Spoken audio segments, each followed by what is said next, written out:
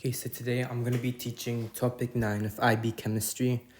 So this is a topic many people struggle with, and I have a simple acronym which will help you answer most of the Voltaic cells questions you may come across. So firstly, there are two types of cells which you look in the IB chemistry course, and the first one is voltaic and the second one is electrolytic. So the main difference between these two cells is that voltaic cells are spontaneous, meaning you don't need energy for this reaction to occur. And in the electrolytic cell, it's non-spontaneous.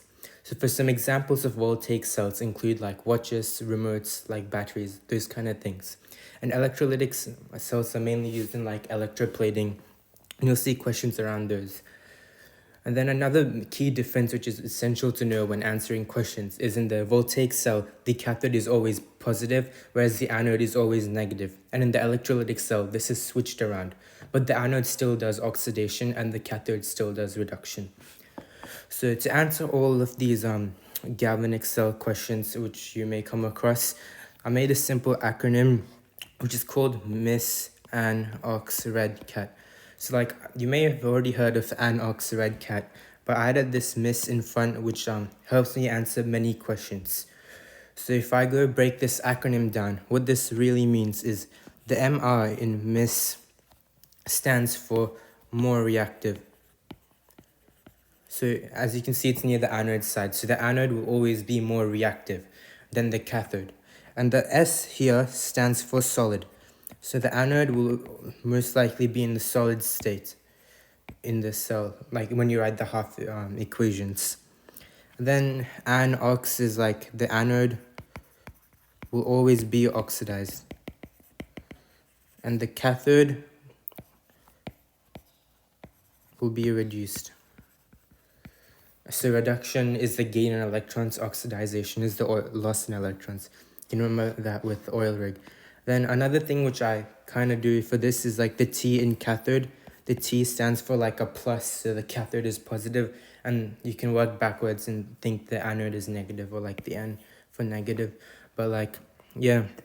And then another thing in this acronym is that the R in this for anodes, the R stands for right hand side. So the electrons, whenever you're writing a half equation, the electrons will always be on the right hand side of the arrow. So using this simple acronym, let's try to deduce the half cell equations for this example over here, which I found on Google. So this would probably be a paper 2 question. So you'd get sections of the data booklet. So what this more reactive in this acronym actually stands for is that the metal, the higher metals, is the lithium would always be on the anode compared to the zinc or something, which would be in the cathode. So the more reactive one will always go towards the anode side. And then in your data booklet, you use this for many questions about the E cell and stuff. So in this, the logic is pretty similar as well. The more negative the value is, the higher chance it is to be on the anode. So you might forget that the negative side means it's a higher chance to be oxidized and on the anode. So how you could remember it is the more reactive in this acronym indicates that the higher metals on this reactivity series are likely to be on the anode side. So if you know that lithium is on the anode side and then you look in the data booklet here, you can infer and probably think that since lithium is most likely going to be oxidized, then a negative value would mean oxidization as well of the E cell value. Or you could, but yeah, so based on these acronyms and the data booklet table we get, let's try to deduce the half cell equations for this. So whenever you see this, you look at the cathode and the anode and the cathode, and you notice that the copper is donating electrons. So another important thing to know when answering these types of questions is the electrons always flow from the cathode to the anode. And this is true even in electrolytic cells. So electrons always flow from the anode to the cathode. So knowing these two things, we can answer many questions.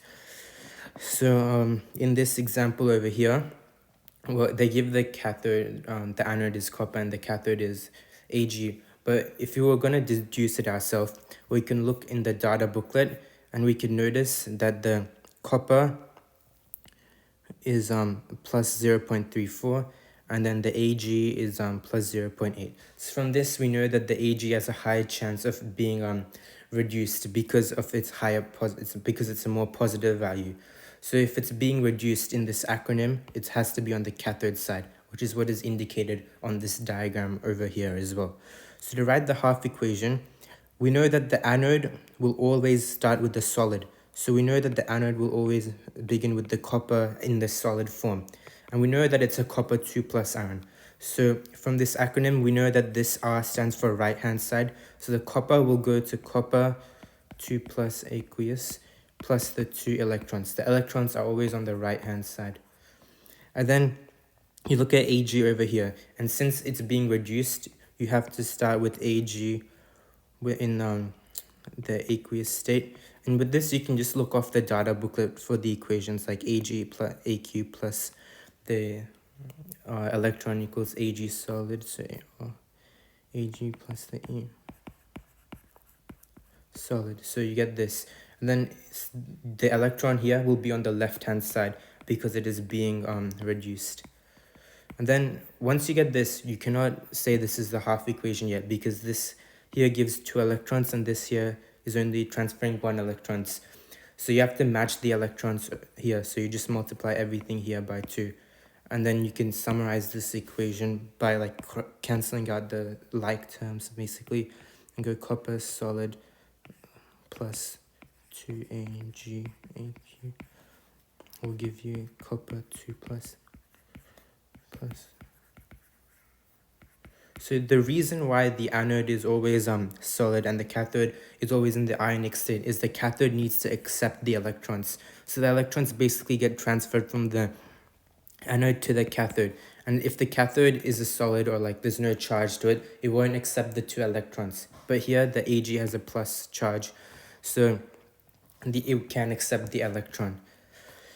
So that's basically how you know that the anode should be solid and the cathode should be in its ionic state to accept the electrons. So from this, we can also find the E cell value, which is a common paper 2 question as well.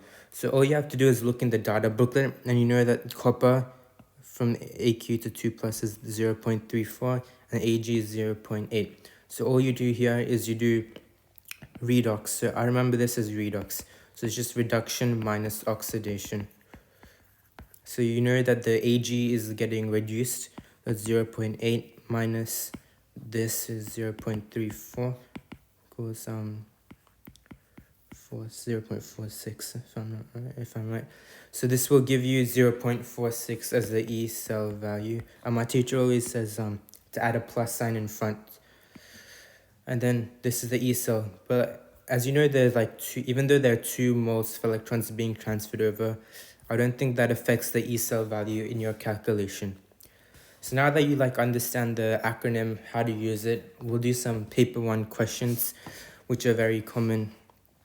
So in paper 1 questions, you may notice that the IB, this is like an IB past paper question, may use the word reducing agent. And reducing agent basically means it does the reducing. So the thing which does the reducing itself will be oxidized. Just remember that reducing agent means oxidized and oxidizing agent means reduced. So back to this acronym. So in this Voltaic cell, we are given this equation and we are asked to find what is the role of zinc in the cell. So for the first thing I notice is that zinc is in the solid state. Well, both of these elements or whatever compounds are in the solid state, but the zinc isn't solid, but this Ag is is a plus charge because it's bonded to the oxygen. So when you notice that the zinc is in the solid state, you know that it's on the anode side. So the anode is always being oxidized or the reducing agent. So based on this, we can deduce that the answer would either be this or this, because it cannot be an oxidizing agent. And then based on the acronym where the T is always positive and the N is always negative, we can say that the anode the zinc is on the negative electrode and is the reducing agent. And the negative electrode in this case would be the anode. This is like the acronym. I don't know if I explained it the best, but as you can see, this acronym allowed me to answer this question without thinking too much about the question. Back to this question. So what we want to do here is we have to get this question into simple terms or So we can use this acronym. So we know that this reducing agent here stands for like oxidized, right? So we know that iron is like going to be oxidized in comparison to silver. So if we look at this acronym, ANOX, we know that the iron will be oxidized, which means it's on the anode, and the anode is negative. So we can look at this, and we know that the iron is 100% going to be, it's going to be C or D. And then remember the other rule, which I said is really important to answer these questions. Electrons move from anode to cathode. So the electrons here, if Fe is the anode, and this is the cathode, the electrons will move from the anode to the cathode, which is the right to the left. So it'll move like this, which is pretty unconventional to see, but it is on this question. And because normally they have the anode on the left-hand side and the cathode on the right-hand side. But yeah, moving on to the next question over here. So it says, consider the standard electrode potential. So what is, let's looking at this question right now. And from this question, if we use this acronym, you see the solid means that this CR is 100% going to be oxidized. So based on the formula redox, like redox is just a reduction minus oxidation, we know that this is a solid, right? So that means it's 100% going to be on the anode, means it's going to be oxidized. So you can look at this equation here and say minus 0.75, because like minus and minus will become a plus at the end of the day. And then you know that this is a 2 plus, so it's going to be reduced. Since it's going to be reduced, you're going to put this E cell value for the reduction side, so you get negative 0.4 minus this, so you'll basically get 5, which will give you positive 0.35, which is D. So if we go into this other question, this one is a bit more different compared to the previous questions because it talks about the salt bridge. So which combination describes the movement of charge in the cell? So once again, we can look at this and we see that the copper is a more reactive metal. So more reactive is here. So copper is going to be on the anode and it's going to be oxidized. So remember this again, like oxidized mean the electrons always flow from the anode to the cathode. You must know this. It's even true for Voltaic cells as well, once again. So it goes from the anode to the cathode. So we'll go from the copper, which is going to be on the anode side, to the Ag, which is going to be the cathode. So copper to Ag, so it has to be B or D. Then you look at the other option, the flow of the negative ions. So whenever you see the electrons moving this way in the bridge, you know that since the copper is giving electrons, it will get a positive charge. This side will get a positive charge. And since this is accepting the electrons, it will get a negative charge.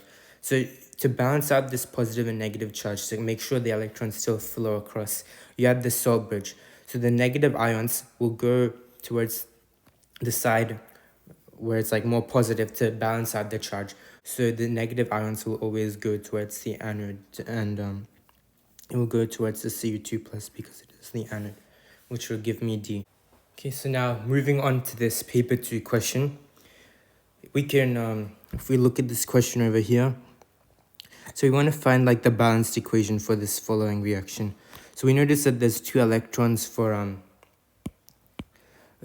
all of these reactions, so we don't need to worry about balancing the moles. So when we get this type of question, we need to find what is being reduced and what is being oxidized. So if we go back to our acronym and focus on this, if we focus on this section, MISS. So here we know that the more reactive side will always be oxidized. But then in your exam, and you look at your data booklet, and then like you're confused what is going to be oxidized and what is going to be reduced. Like whether this negative charge here means it's going to be oxidized or reduced, like you forgot to remember that. So all you can do is you can still go back to this acronym and then remember that the more reactive side is always going to be oxidized, right?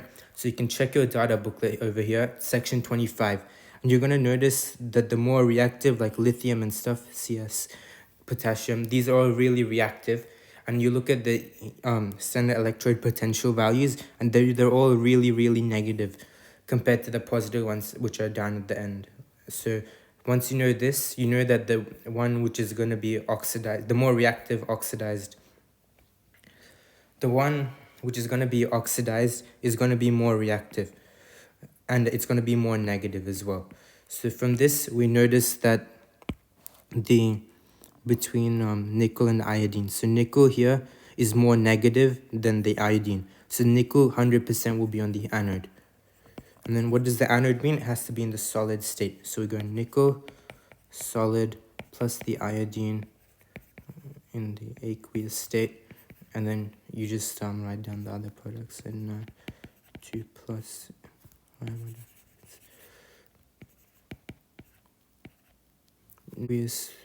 the charge. The nickel is on the solid, so the solid means it's on the anode, and it has a more negative value, which is why it's on the anode, which you can find yourself from the data booklet using this acronym. And so for B, predict and give a reason the direction of the movement of electrons when the standard nickel electrode things are connected. So for this question, we look at this and notice that the E0 value for nickel is less negative than the Mn2. So once again, we know that the more negative the value is, the higher chance it is to be oxidized. This will be oxidized in this question, and this will be reduced. So now we know one is going to be oxidized, one is going to be reduced. We go back to the first principle, which is electrons travel from the anode to the cathode. So if it goes from the anode to the cathode, it means it will go from the Mn to the nickel. And we can write the full names. Okay, so now on to part C, the final part of this question. So what we do here is we notice that first step to do when we're calculating the cell potential, we write down the equation. And like you might get stumped when you see this type of question, you don't know what to do. But if we break it down into like the simple parts and follow the acronym, we could get this correct. So all we do is reduction minus oxidation. So based on this acronym and the previous parts in this video, we have noticed that the more negative something is, the higher chance it is to be oxidized. That is correct. So all we do now is we look at the values of the E cell values in this question, and we notice that the Mn has a negative 1.18, which means it's going to be oxidized, because it's more negative means higher chance of being oxidized. So you know this is minus 1.18. Then now we look at so if the more negative means it's a high chance it's going to be oxidized, then obviously the more positive means it has to be reduced. So we look at the iodine here, and it's plus 0.54. So it'll be 0.54 minus this, and then if we can simplify this to, then we can add it up, which will give us 1.72 if I did it right. So this will give us positive 1.72 E cell value.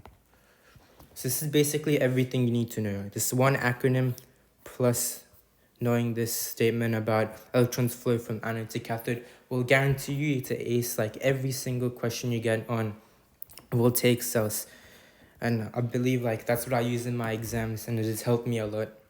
If you have any queries or concerns, or like if you notice any mistakes, or if you have any further questions about topic 9 or 19, or leave them down in the comments below. And please subscribe if you want to see more videos on like IB biology, chemistry, economics, I don't know, like whatever you want to see. Alright, thanks.